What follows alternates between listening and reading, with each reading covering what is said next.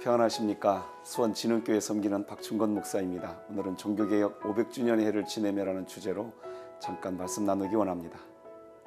집사들은 한 아내의 남편이 되어 자기와 자기 집을 잘 다스리는 자일지니 2017년은 종교개혁 500주년이 되는 해입니다. 그런데 지금 한국교회는 많은 분들이 위기라고 말들을 하십니다. 교회 안에서 젊은 세대가 없어지고 있다고 말씀하십니다. 사회가 고령화되어 가는 것도 문제지만 교회는 더 빠른 속도로 고령화되어 간다고 다들 심각하게 말씀하십니다.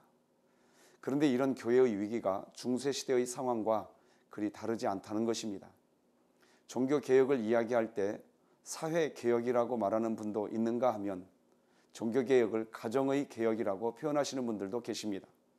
이유는 교회가 육체적인 욕망을 다 끊고 금욕하는 것이 하나님 앞에 더 신실하게 다가가는 길이라고 가르치면서 중세교회는 결혼에 대해 다소 부정적인 입장에 서 있었기 때문입니다. 결혼은 그리 환영받는 제도가 아니었고 오히려 결혼하지 않고 독신으로 사는 것이 더 거룩한 삶이라고 여겨지기도 했습니다. 그래서 사제들은 독신 서약을 해야만 서품을 받을 수 있었습니다. 중세교회가 결혼에 대해 이런 입장을 견지하면서도 이해할 수 없는 것은 이 결혼을 교회가 주관하고 7성례 중에 혼인성사를 포함시켜 놓았다는 것입니다. 왜 그랬을까요? 결론부터 정리하면 교회의 권위, 사제의 권위를 높여서 교회의 배를 불리고 사제들의 입속을 챙기려는 방법으로 결혼을 사용하였기 때문입니다. 결혼을 하고 난 후 절대 이혼을 하면 안 되는데 소위 사제가 결혼식 주례를 섰으니 절대 이혼할 수 없다는 것이었습니다. 결국 중세시대 교회에서의 결혼은 교회의 권위, 사제의 권위를 높이고 교회의 배를 채우기 위한 도구로 전락하고 말았던 것입니다. 그러니 중세시대 시대에 가정 안에서의 성경교육과 가정예배가 드려질 수 없었던 것은 어찌 보면 지극히 당연한 일이 되고 만 것입니다. 종교개혁을 가정에서의 신앙교육의 개혁이라고 이야기하는 이유가 바로 이런 이유 때문입니다.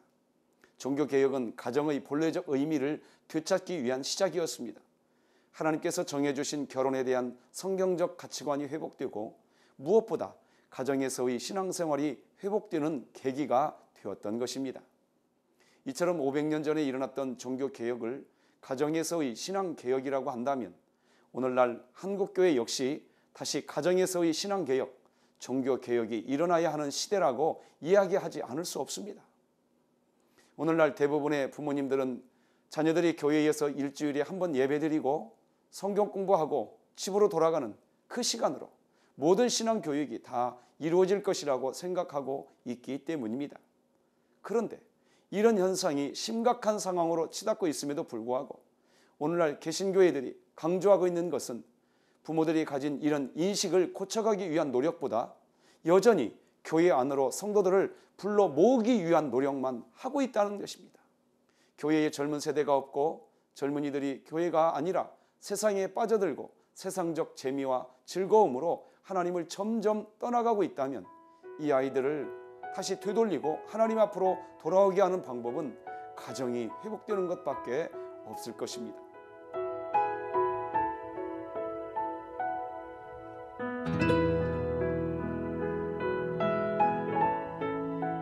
종교개혁은 당시 가정에 대한 개념을 완전히 바꾸어 놓았고 초대교회의 가정의 역할과 모습을 회복하는 것이라고 말할 수 있을 것입니다.